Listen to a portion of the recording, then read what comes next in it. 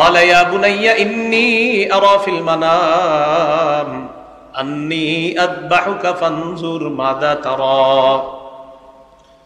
ইব্রাহিম নবী সন্তানকে বললেন ইন্নী আরা ফিল মানাম আন্নী আযবাহুকা, আমি স্বপ্নে দেখলাম আমি তোমারে জবাই করতেছি। নবীদের স্বপ্ন সত্য, নবীদের স্বপ্ন ওহী।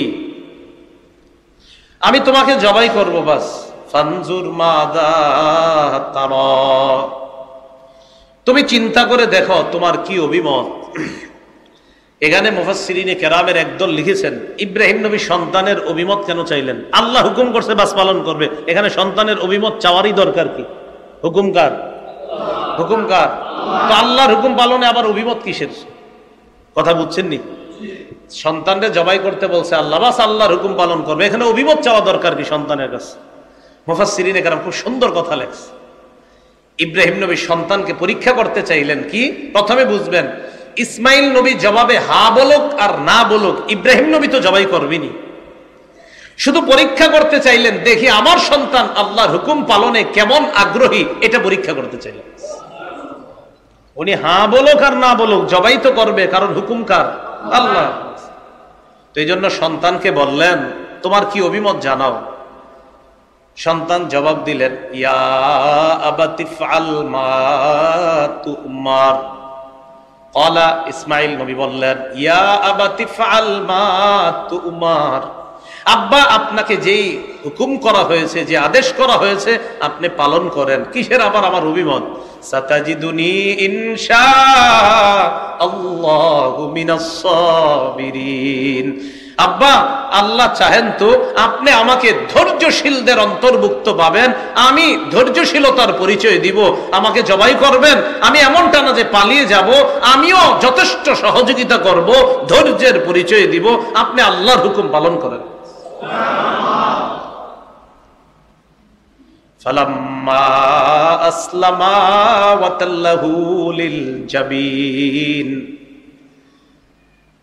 যখন দুজন আত্মসমর্পণ করলেন আল্লাহর কাছে। আগে একজনের কথা আইছে ইব্রাহিম নবী, এখন দুইজনের কথা বলে ফেলছেন আল্লাহ। ফালাম্মা আসলামা, তারা দুইজন যখন আল্লাহর কাছে আত্মসমর্পণ করলেন, এতে বোঝা যায় যে রবের হুকুম পালন করতে বাবা যেমন 100% প্রস্তুত, সন্তানও তেমন 100% প্রস্তুত।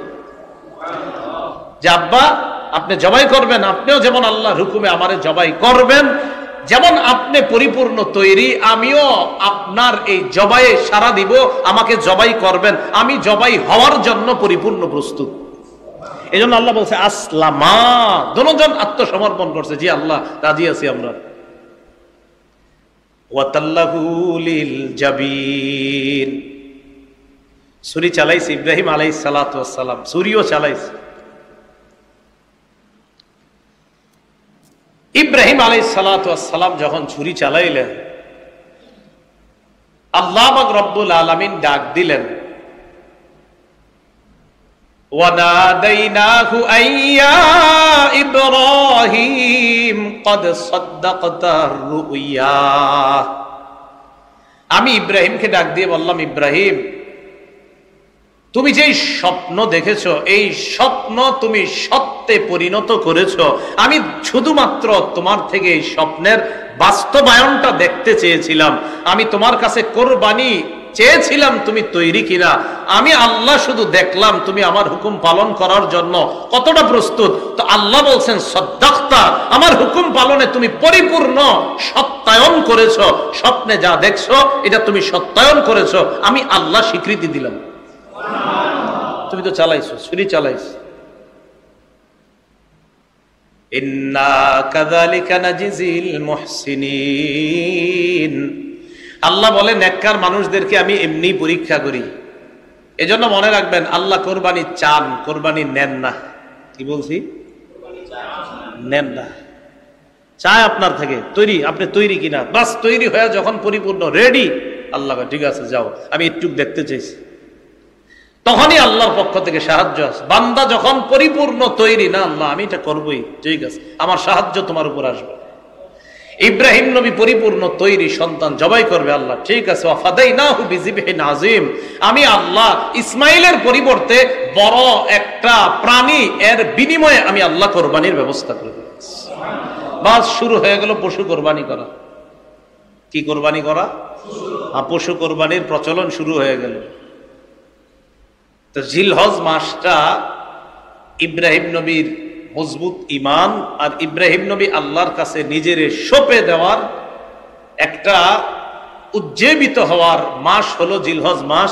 এই মাস আসলে আমাদের এটা মনে পড়ে যে আল্লাহর কাছে নিজেকে সঁপে দিতে হবে, ঈমান মজবুত করা এটা তো সবসময় দরকার। বাকি এই মাসে ইব্রাহিম নবীর ওই সঁপে দেওয়া আমাদেরকে এটা মনে করিয়ে দেয় যিনি এই মাসে তিনি সবচেয়ে বেশি পরীক্ষার সম্মুখীন হয়েছেন, কঠিন পরীক্ষা, যেটা বাবা তার আপন সন্তানকে জবাই করা। এটা পৃথিবীর কত বড় ধরনের পরীক্ষা, এটা শুধু বাবা বুঝবে যে বাবা তার সন্তানের গলায় ছুরি ধরতে পারে।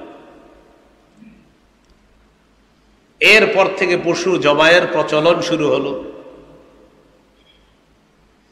জিলহজ মাসের আরেকটা বৈশিষ্ট্য, জিলহজ মাস আসলে আমরা যে সমস্ত কাজ কার জন্য করি বলেন তো?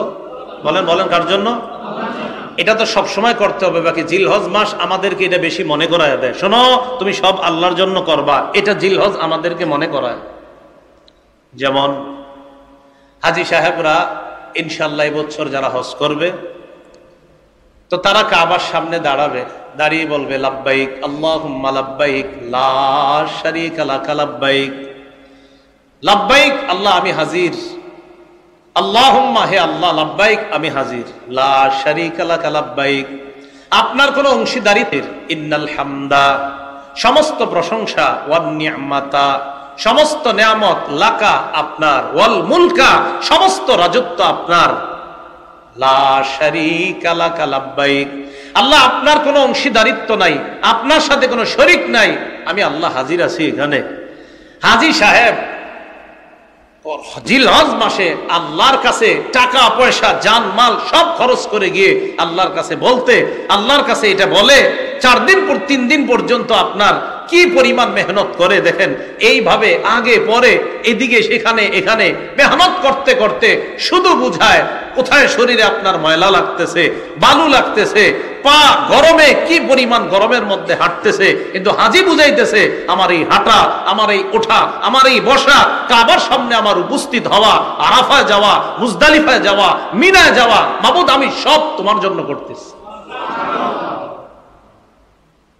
কিন্তু আপনি যদি এমনি চিন্তা করেন, আচ্ছা আরাফায় গিয়ে কি করে, কয় উকুফ, সেখানে অবস্থান করে, তো অবস্থান কি? অবস্থান কি মানে আমার রব বলছে এটা, বাস এটা করতে হবে, বাস এটাই তো রবের জন্য করা। মুজদালিফায় কি, যে সেখানেও যেতে হবে, এরকম কিছু নিয়ম কানুন পালন করতে কি না, এটা রবের হুকুম, সেখানে যাব আমরা, গিয়ে এই কাজগুলা করব। এটাই তো রবের জন্য যে বান্দা সব করে, এই হজ সবচেয়ে বেশি প্রমাণ হয়। ওখানে গিয়ে দেখবেন কি, ওখানে হাজী সাহেব অবস্থান করতে হবে, কি অবস্থান বাস করছে, হয়ে গেল, এটাই হজ, আল্লাহর হুকুম বাস পালন করা, এটাই হাজী সাহেব সেখানে গিয়ে করতেছে। কারণ আমার রবের হুকুম, রব বলছে আমার পালন করতে হবে, এখানে আমার যুক্তি খাটানোর কোনো প্রয়োজন নেই। হুকুম কার? আল্লাহর। বাস। তো জিলহজ মাসে আমি যে সব আল্লাহর জন্য করি এটা মনে করায় দেয়।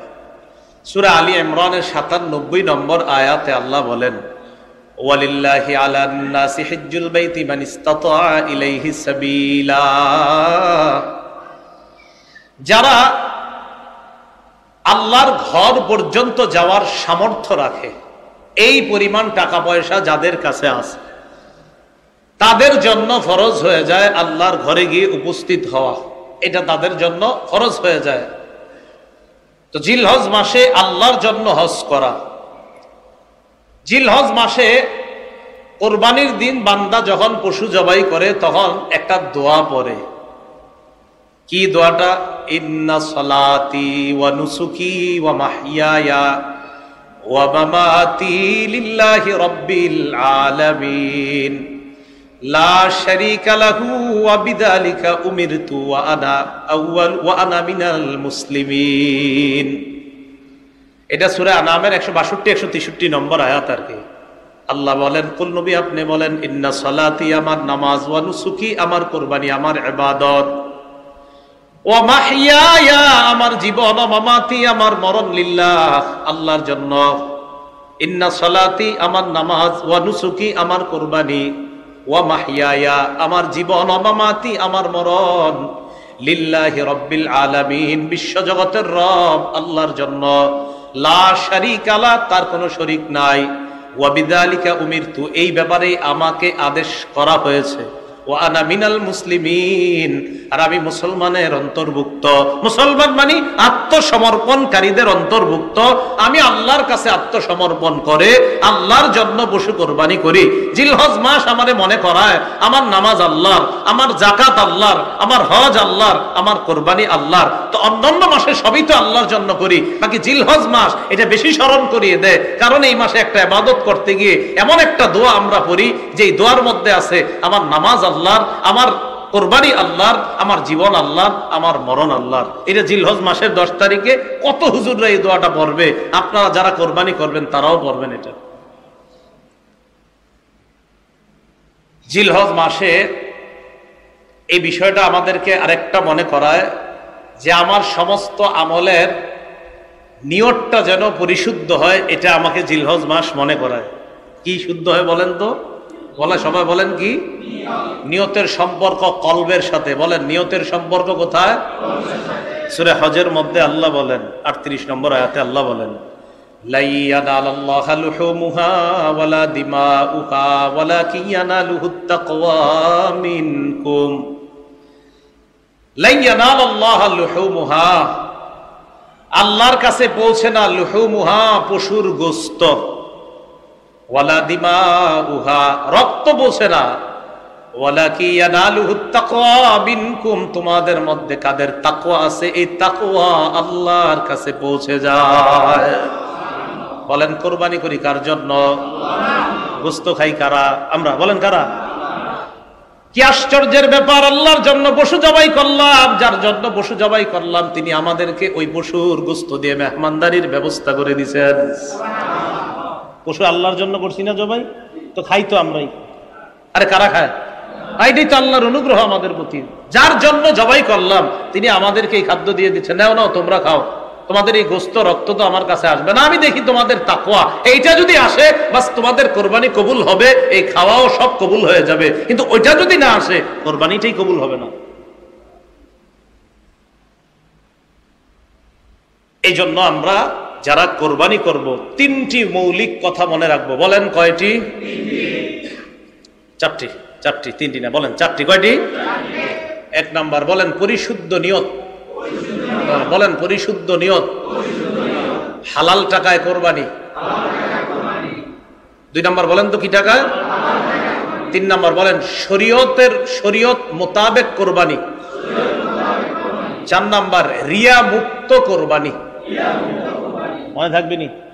1 নাম্বার পরিশুদ্ধ নিয়তের সাথে কোরবানি, 2 নাম্বার হালাল টাকায় কোরবানি, 3 নাম্বার শরীয়ত মোতাবেক কোরবানি, 4 নাম্বার রিয়া মুক্ত, কাউরে দেখানোর জন্য না, রিয়া মুক্ত কোরবানি। এই 4টা মৌলিক কথা মনে রাখবো। থাকবো তো ইনশাআল্লাহ? আচ্ছা, এর মধ্যে 1 নাম্বার নিয়তটা শুদ্ধ করা। সহিহ বুখারীর বর্ণনা 1 নম্বর হাদিস, সহিহ বুখারীর প্রথম হাদিস, ওমর ইবনুল খাত্তাব রাদিয়াল্লাহু তাআলা আনহুর বর্ণনা। তিনি বলেন, আমি রাসূলুল্লাহ সাল্লাল্লাহু আলাইহি সাল্লামকে বলতে শুনেছি, ইন্নামাল আ'মালু বিন্নিয়াত। রাসূলুল্লাহ সাল্লাল্লাহু আলাইহি সাল্লাম বলেন, সমস্ত কাজের প্রতিদান নির্ভর করে নিয়তের উপর। বলেন তো সমস্ত কাজের আমলের প্রতিদান নির্ভর করে কিসের উপর? নিয়তের উপর। আমার আমলটা শুদ্ধ হবে কিনা, আমি এই আমল কইরা সওয়াব পামু কিনা, এটা নির্ভর করবে আমার নিয়তটা শুদ্ধ কিনা। যদি নিয়ত শুদ্ধ হয় আমলের সওয়াব আমি পেয়ে যাব। এখন আমি যে আপনাদের সামনে কথা বলতেছি, এই যে কথা বলতেছি, ইব্রাহিম নবী, ইসমাইল নবী, এটা কি কথা? বলেন কথা না কাজ? আমি যে বলতেছি এটা কথা না কাজ? বলেন সবাই, আবার বলেন কথা। বলেন এটা কি? হ্যাঁ, এই কথাটাও অঙ্গের কর্ম। বলেন এই কথাও অঙ্গের। আরেকটু ভালো করে বলেন কথা বলা। বলেন কথা বলা মুখ নামক অঙ্গের কর্ম। এখন এই কথা যদি ভালো কথা হয় এটা ভালো আমল, কথা যদি খারাপ কথা হয় এটা খারাপ আমল। বুঝেননি? আল্লাহ জানে বুঝছেন। সত্য কথা এটা মুখের ভালো কাজ, মিথ্যা কথা এটা মুখের মন্দ কাজ। এই জন্য ইন্নামাল আমালু বিন্নিয়াত মানে ইন্নামা আমালুল জাওয়ারিহি তুসাবু বিন্নিয়াত, অঙ্গ প্রত্যঙ্গের আমলের প্রতিদান দেওয়া হবে, নিয়তের উপর নির্ভর করবে। অঙ্গ প্রত্যঙ্গের আমলের প্রতিদান দেওয়া হবে। হাত একটা অঙ্গ, পা একটা অঙ্গ, কান একটা অঙ্গ, নাক একটা অঙ্গ, মুখ অঙ্গ। এই মুখ দিয়া যা করব এটাও আমল, মুখ দিয়ে যা করবো এটা আমল। হ্যাঁ, আমি মুখ দিয়ে বলছি এটা কথা, এটা মুখের, এই যে মুখ দিয়ে বলছি এটা আমার কথা, তবে এই কথাটা মুখের একটা কাজ। কি মুখ কি করছে এখন? মুখ এখন কথা বলছে। এই মুখের কথা যদি ভালো হয় এটা ভালো আমল, মুখের কথা যদি খারাপ হয় এটা খারাপ আমল। এই জন্য ইন্নামাল আমাল মানে ইন্নামা আমালুল জাওয়ারিহ তুসাবু বিন্নিয়াত, অঙ্গ প্রত্যঙ্গের প্রতিদান নির্ভর করে পরিশুদ্ধ নিয়তের উপর। অঙ্গ প্রত্যঙ্গের আমলের প্রতিদান নির্ভর করে পরিশুদ্ধ নিয়তের উপর। এই ইন্নামাল আমালু বিন্নিয়াত হাদিসটাকে ইমাম শাফি, ইমাম আহমদ ইবনে হাম্বল রাহিমাহুমাল্লাহ তারা বলেন, এই হাদিসটা সুলুসুল ইসলাম, ইসলামের 3 ভাগের 1 ভাগ। পুরা ইসলামকে যদি 3 ভাগ করা হয়, শুধু এই হাদিসটা হবে ইসলামের 3 ভাগের 1 ভাগের ব্যাখ্যা। ইন্নামাল আমালু বিন্নিয়াত। তা আপনাদের মনে আসেনি? কয়টা কথা মনে রাখতে হবে? 1 নাম্বার শুদ্ধ নিয়ত, 2 নাম্বার হালাল। সহিহ বুখারীর বর্ণনা 52 নাম্বার হাদিস, নুমান ইবনে বাশীর রাদিয়াল্লাহু তাআলা আনহুর বর্ণনা। তিনি বলেন, قال رسول الله صلى الله عليه وسلم الحلال بين والحرام بين। রাসূলুল্লাহ সাল্লাল্লাহু আলাইহি সাল্লাম বলেন, হালাল স্পষ্ট, হারাম স্পষ্ট। ওয়া বাইনাহুমা মুশাব্বাহাত ওয়া ফি নুসখা ওয়া বাইনাহুমা মুশতাবিহাত। হালাল স্পষ্ট, হারাম স্পষ্ট, এই দুইটার মাঝে কিছু বিষয় আছে অস্পষ্ট। ফামান ইত্তাকাল মুশাব্বাহাত ওয়া ফি নুসখা ফামান ইত্তাকাল মুশতাবিহাত। কোন ব্যক্তি যদি সন্দেহযুক্ত জিনিস থেকে বাঁচে, ফাকাদ ইস্তাবরা লিদীনিহি ওয়া ইরজিহি, ওই ব্যক্তি তার ধর্ম এবং তার মর্যাদা হেফাজত করে নেয়। যেই ব্যক্তি সন্দেহযুক্ত জিনিস থেকে বাঁচে, সে তার ধর্মকে রক্ষা করলো, তার মর্যাদাকে রক্ষা করলো। এখন আপনাদের কমন প্রশ্ন, হুজুর আমরা 3 জন শরীক, এর মধ্যে ওই উত্তর পাড়ার আব্দুর রহিমের টাকাটা একটু সন্দেহ লাগে আমার কাছে, তো সন্দেহ লাগলে এরা নিচ্ছেন কেন? শরিকানার একজনকে সন্দেহ লাগলে এরে নিতেছেন কেন? কথার কথা সন্দেহের মধ্যে 2টা দিক। হুজুর হালালও হতে পারে, হারামও হতে পারে। আল্লাহ না করেন যদি হারাম হয়, তো সবার কোরবানি বাতিল। আর হালাল হলে ঠিক আছে। তো এখন কথা হলো সন্দেহ যেহেতু, এটা করেন না আপনি। এই জন্য মাথায় রাখবেন, সন্দেহযুক্ত জিনিস থেকে বাঁচলে মাসালাও জিজ্ঞাসা করা লাগে না। এটা কিভাবে আমি প্রায় সময় বলি, 2টা ধান ক্ষেত, এই ধান ক্ষেতের মাঝখান দিয়ে একটা ছোট্ট আইল আছে, 2 পাশে 2টা রাস্তা আছে।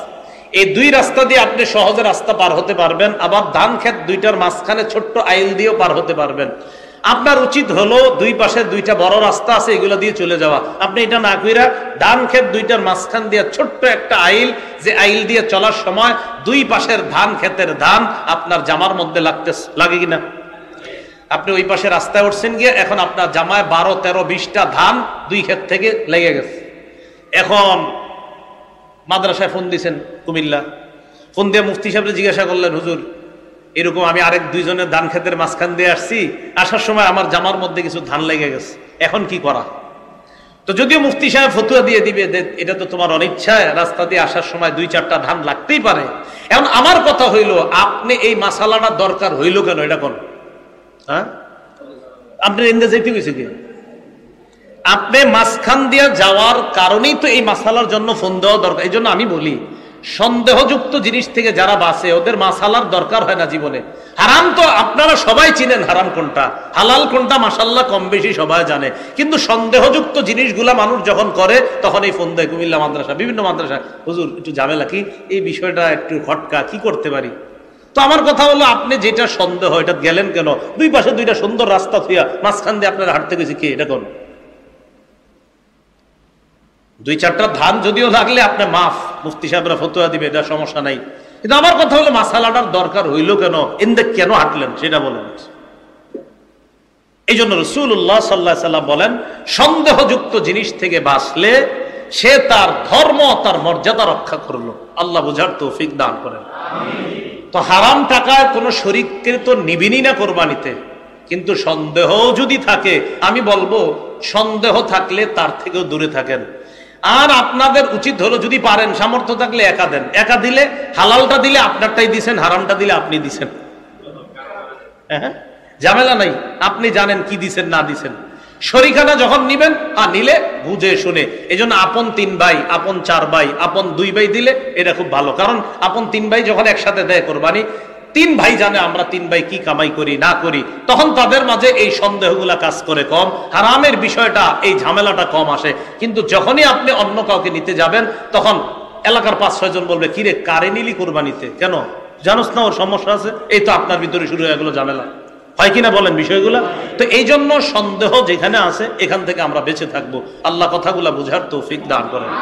তাহলে আসেন, 1 নাম্বার নিয়ত শুদ্ধ, 2 নাম্বার হালাল সম্পদ দিয়ে কোরবানি দেওয়া, 3 নাম্বার শরীয়ত মোতাবেক কোরবানি কিভাবে জবাই করব, পশুটা কিভাবে জবাই করব না করব, পশু যখন জবাই করব আমরা কোন রগটা পর্যন্ত কাটতেই হবে, যেটা না কাটার আগ পর্যন্ত পশুটার ওখানে ছুরি লাগায় আপনি চলে গেলেন, কসাই পরে জবাই করলো, এই বিষয়গুলা খুব ভালোভাবে। জন্য আলেম যখন কোরবানি করে, অনেক কসাইরা আপনারা থাকেন, আপনারা কি করেন যে হুজুর একটা পুষ দিয়ে চলে যান, না, উনি পুষ দিয়ে চলে যান মানে একটা রগ আছে, যেই রগটার মধ্যে ওইটা লাগতে হবে, লাগার পর এরপরে ওইটার জীবন যায়, জান যায়, ওই রগ পর্যন্ত অন্তত কাটতে দেন, এর আগ পর্যন্ত আপনি তাকে সরাই দেন না।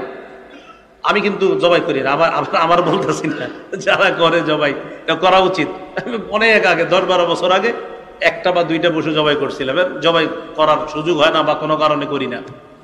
এখন যাই হোক, এই যে এই কাজটা আপনারা যারা জবাই করবেন, ওলামায়ে কেরাম বা ছাত্র যারা জবাই করবেন, খুব এই জবাইয়ের সময় যেই রগটা আপনার, যেই রগটা অন্তত কাটতেই হবে, যেই রগটা কাটলে তার জানটা যায়, ওই রগ পর্যন্ত আপনি চাকুটা চালাবেন। হ্যাঁ, এরপর আপনি ঠিক আছে, ওরা দেখবেন মাঝখানে এইভাবে একটা আঘাত করে কসাইরা, এই কাজটা করতে দিবেন না। গরুর এই জায়গায় মাঝে একটা এইভাবে দেয়, এটা করতে দিবেন না। তো যাই হোক, শরীয়ত মোতাবেক করা, কোনো বেদাত যেন আমার কোরবানির মধ্যে প্রবেশ না করে, কোনো বেদাত যেন প্রবেশ না করে। এটা কেমন? গরু আপনি কোরবানির জন্য কিনলেন, কেনার পর কোরবানি দেওয়ার আগ পর্যন্ত এমন এমন কিছু কাজ করে এলাকার মানুষ, এটা আর কোরবানির যোগ্যই থাকে না। কি করে না করে, মানে কত রুসুম পালন করে, সব জায়গায় না, কিছু কিছু জায়গায় অনেক রুসুম পালন করে। এই রুসুম গুলা পালন করেন না। সহিহ বুখারীর বর্ণনা 2697 নম্বর হাদিস, আম্মাজান আয়েশা সিদ্দিকা রাদিয়াল্লাহু তাআলা আনহার বর্ণনা। আম্মাজান আয়েশা সিদ্দিকা রাদিয়াল্লাহু তাআলা আনহা তিনি বর্ণনা করেন, ক্বালা রাসূলুল্লাহ সাল্লাল্লাহু আলাইহি ওয়াসাল্লাম, আয়েশা সিদ্দিকা রাদিয়াল্লাহু তাআলা আনহা বলেন, রাসূলুল্লাহ সাল্লাল্লাহু আলাইহি সাল্লাম বলেন, মান আহদাসা ফি আমরিনা হাযা মা লাইসা মিনহু ফাহুয়া রাদ্দুন। আমাদের ইসলাম ধর্মের মাঝে যদি ইবাদতের নামে সওয়াবের আশায় নতুন কিছু কেউ অনুপ্রবেশ করায়, এবার আপনারা আমার সাথে বলেন, ইসলামের মধ্যে ইবাদতের নামে সওয়াবের আশায় নতুন কিছু করা বেদাত। মনে থাকবে নি? ইসলামের মধ্যে ইবাদতের নামে সওয়াবের আশায় নতুন কোনো কিছু আবিষ্কার করা, আবির্ভাব করা বেদাত। এটা কি বলেন? বেদাত। কত ধরনের পদ্ধতি আবিষ্কার হয়, আল্লাহ হেফাজত করেন। ইমাম মালিক রাহমাতুল্লাহি আলাইহি বলেন, মান ইবতাদাআ ফিল ইসলামি বিদআতান ইয়ারাহা হাসানাহ ফাকাদ জামা আন্না মুহাম্মাদান ক্বাদ খানা রিসালা। ইমাম মালিক বলেন, কোন ব্যক্তি যদি ইসলামের মধ্যে নতুন কিছু আবিষ্কার করে আর সে যদি এটাকে অনেক উত্তম মনে করে, কেমন যেন সে মুহাম্মদ সাল্লাল্লাহু আলাইহি সাল্লামের দায়িত্বকে খেয়ানত করে গিয়েছে, এই দাবি ওই ব্যক্তি করতেছে। আবার বলছি, কেউ ইসলামের মধ্যে নতুন কিছু ঘটাইছে, ঘটানোর পর এটাই উত্তম মনে করতেছে, হ্যাঁ এটাই সুন্দর, সে কেমন যেন এই দাবি করতেছে, আন্না মুহাম্মাদান ক্বাদ খানা রিসালা, মুহাম্মদ সাল্লাল্লাহু আলাইহি সাল্লাম দায়িত্ব পালনে খেয়ানত করেছে। বলেন নাউজুবিল্লাহ। কেন? কারণ উনি নতুন করে কিছু বানানোর অর্থ হইলেই যে নবীজি পুরোপূর্ণ রেখে যাইতে পারে নাই, এই জন্য হজরতে নতুন একটা চালু করছে। এই জন্য রাসূলুল্লাহ সাল্লাল্লাহু আলাইহি সাল্লাম বলেন, আনা ফারাতুকুম আলাল হাউজ, আমি হাউজে কাউসারের পারে দাঁড়িয়ে থাকবো তোমাদেরকে পানি পান করানোর জন্য। মান মাররা আলাইয়া শারিবা, আমার সামনে দিয়ে যে অতিক্রম করবে সে হাউজে কাউসারের পানি পান করবে। ওয়ামান শারিবা লাম ইয়াজমা, আর যে হাউজে কাউসারের পানি পান করবে সে আর পিপাসার্ত হবে না।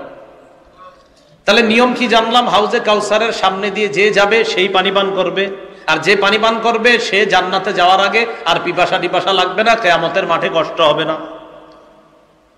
সুম্মা লা ইয়ারিদান্না আলাইয়া আকওয়ামুন ইয়ারিফুনানি ওয়া আনা আরিফুহুম ওয়া ইয়ারিফুনানি, এরপর আমার সামনে দিয়ে একদল মানুষ যাবে যাদেরকে আমি চিনি, যারা আমাকে চিনে। আমি তাদেরকে পানি পান করাইতে চাইবো যখন, ইউহালু বাইনি ওয়া বাইনাহুম, আমার মাঝে আর তাদের মাঝে একটা প্রতিবন্ধকতা সৃষ্টি করা হবে। আমি বলবো আল্লাহ ইন্নাহুম মিন উম্মতি, তারা তো আমার উম্মত, আমার উম্মত আর আমার মাঝে কেন প্রতিবন্ধকতা সৃষ্টি করা হলো? তাদেরকে তো আমি পানি পান করাইতে চাই। নবীর সামনে দিয়ে যে যায় তাই পানি পান করে, কিন্তু একদল আসার পর নবীর মাঝে আর তাদের মাঝে পর্দা দেওয়া হবে। আল্লাহর পক্ষ থেকে জবাব দেওয়া হবে, ইন্নাকা লা তাদরি মা আহদাসু বা'দাক, আপনি জানেন না আপনি দুনিয়া থেকে চলে আসার পর এরা ইসলামের মধ্যে নতুন কত কিছুর আবিষ্কার করছে, এটা আপনার জানা নাই। এমন এমন বেদাত আবিষ্কার করছে, এটা আপনি জানেন না হাবিব।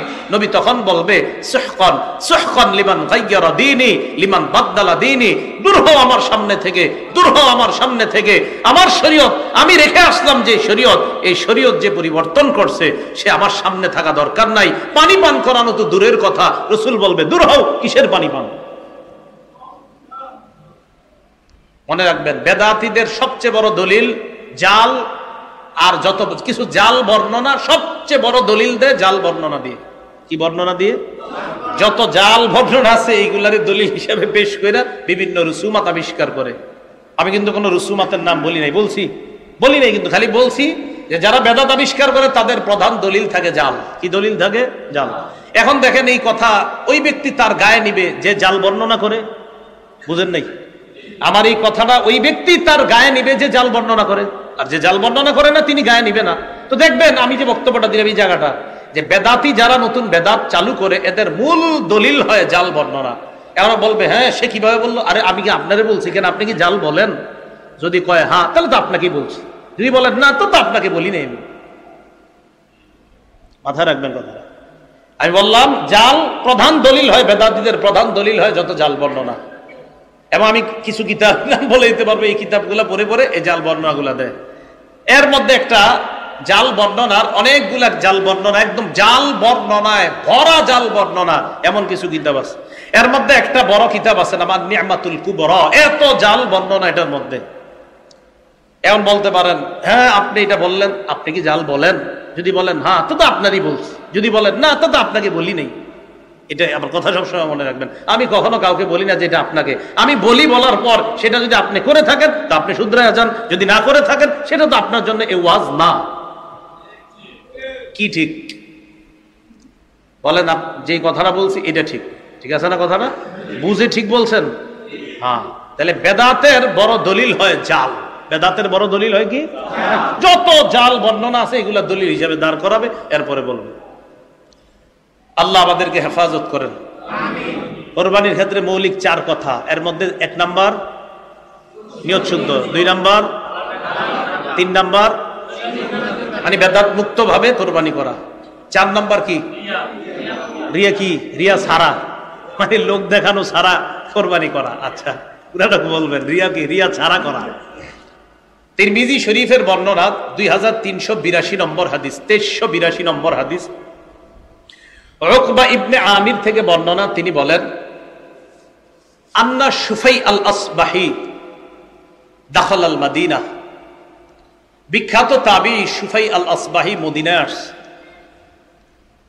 ফাইদা হুয়া বিআবি হুরায়রা, হঠাৎ মদিনায় এসে দেখে আবু হুরায়রা রাদিয়াল্লাহু তাআলা রাসূলের সাহাবী, তিনি হাদিস পড়াচ্ছেন। ইজতামা আলাইহিন নাস, মানুষ তাকে চারদিক থেকে ঘেরাও করে আছে। তিনি মানুষকে প্রশ্ন করলেন এটা কে? ফাকালু আবু হুরায়রা, চিনো না এটা আবু হুরায়রা রাসূলের সাহাবী। ইউহাদ্দিসুন নাস, তিনি মানুষকে হাদিস পড়াচ্ছেন। সুফাই আল আসবাহি রহমতুল্লাহ বলেন, ফাদানাউতু মিনহু, আমি তার কাছে গেলাম।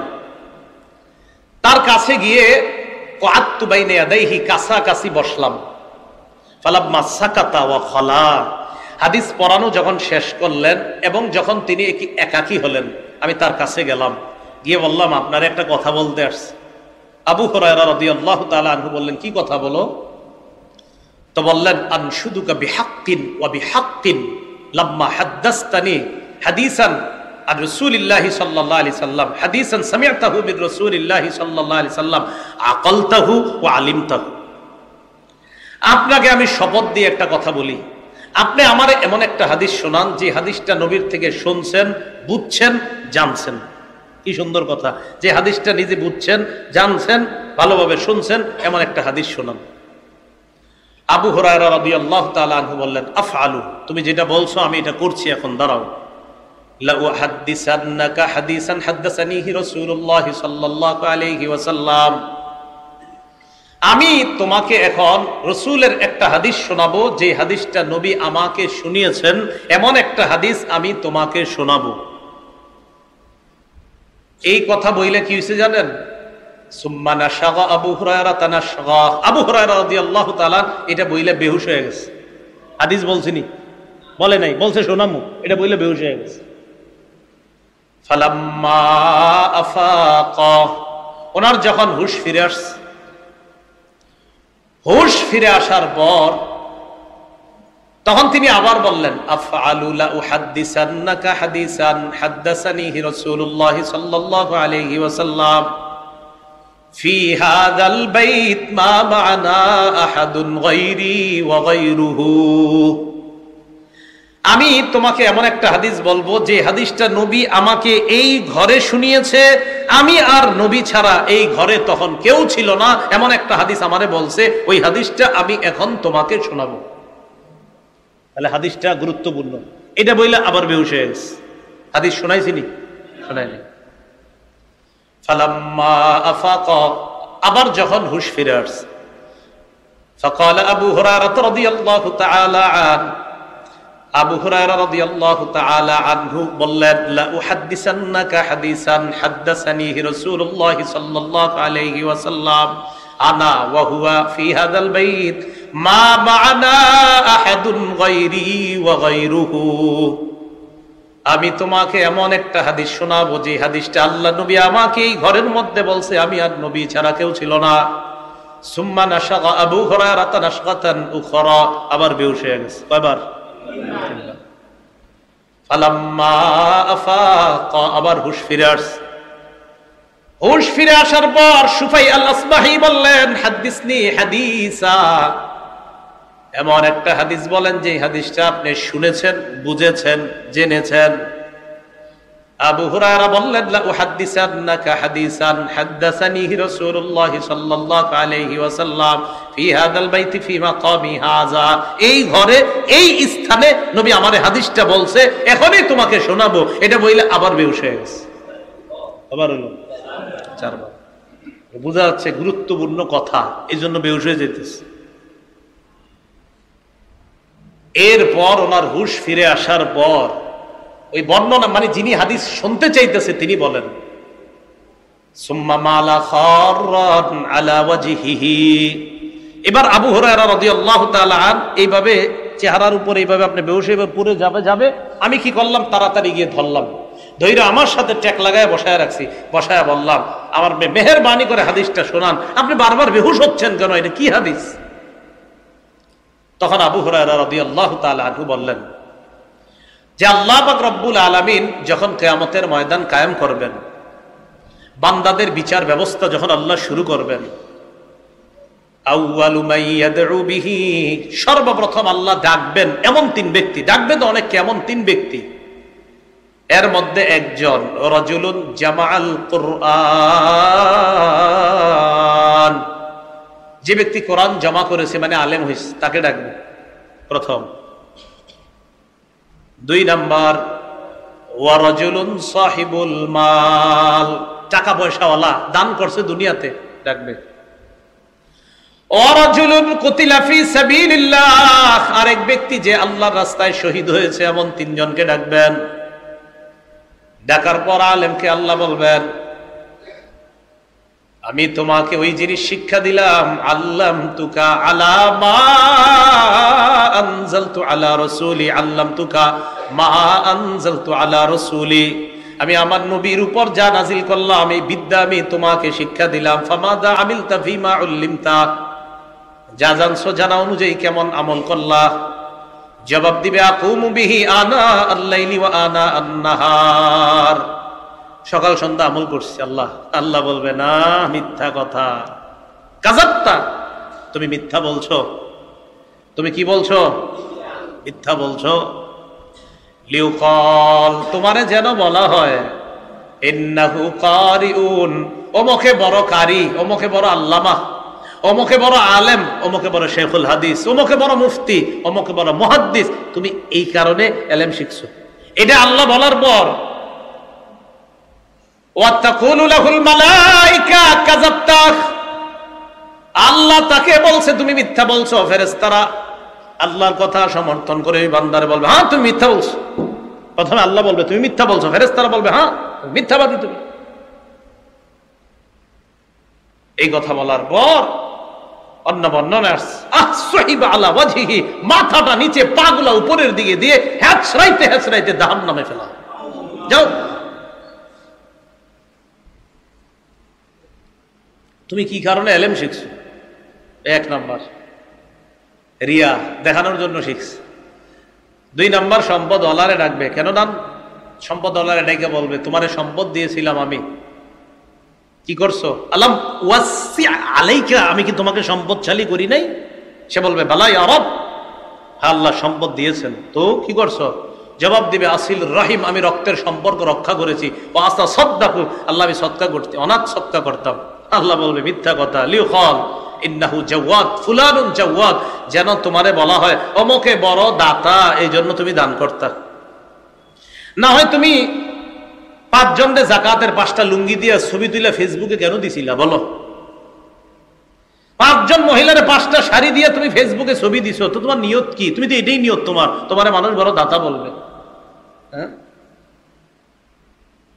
জানি না, একটা কথার কথা, হয়তো ফেসবুকে দিছে এই নিয়তে যে আল্লাহ আমি দিলাম, অন্য আরো 10টা মানুষ দেয়, তাহলে ঠিক আছে, তার নিয়ত তো আমরা জানি না। কিন্তু যদি নিয়তটা এটা হয় যে আমি দিলাম, মানুষ দেখুক আমি কত বড় দাতা, নিয়ত জানে কে? আল্লাহ। তোমাকে বলা হয়েছে দুনিয়াতে অকৎকিল, তুমি বড় দাতা, দুনিয়াতে বলা হয়েছে, যাও জাহান্নামে যাও। গেল জাহান্নামে। শহীদ আসো, আল্লাহ রাস্তায়, আমার রাস্তায় জিহাদ করছো তুমি না? কেন করছো? আল্লাহ কাতালতু হাত্তা কুতিলতু, আমি লড়াই করতে করতে শহীদ হয়ে গেছি। আল্লাহ বলবে কেন? বলবে আপনার জন্য। মিথ্যা কথা, তোমারে বীর বাহাদুর বলা হয় যেন এই নিয়তে তুমি জিহাদ করছো। দুনিয়াতে মানুষ তোমারে অনেক বীর বাহাদুর বলছে, যাও জাহান্নামে যাও, জাহান্নামে। আবু হুরায়রা বলেন, উলাইকা সালাসাতুল্লাতি তুসাআরু বিহিমুন নার, এই 3 ব্যক্তির দিয়ে আগুন প্রজ্বলিত করা হবে জাহান্নামের কথা।